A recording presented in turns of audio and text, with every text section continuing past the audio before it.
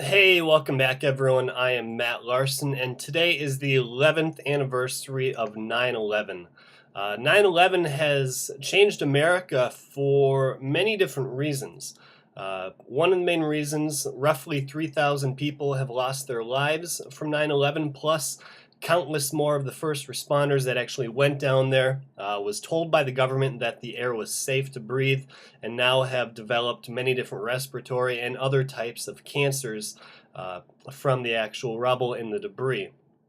But that's not the only way that America has been affected. And I want people to think about this.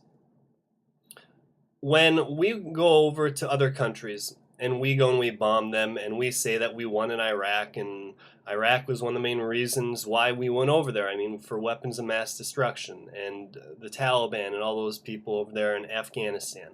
When we go over there and we hit their countries with drone strikes and we kill some innocent civilians, it's basically like them doing that to us, what they did to us in 9/11. They killed people with planes, innocent civilians, and now we're going over there and killing thousands of people. In Iraq alone, there's nearly 100,000 civilian casualties just in Iraq alone.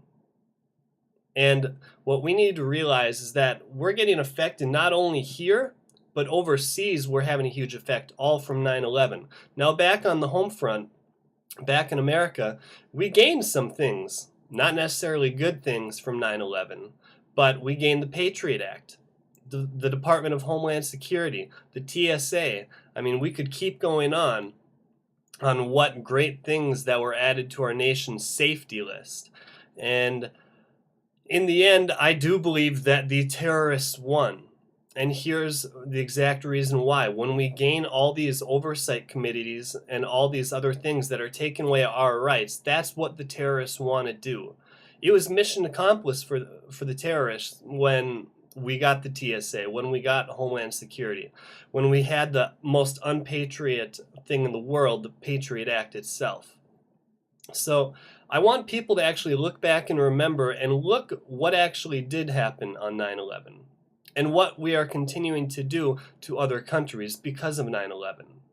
9/11 was a terrible thing. Thousands of people were killed. Innocent civilians were killed. But for us to continue our preemptive strikes that are killing innocent civilians over in other countries does not justify the means.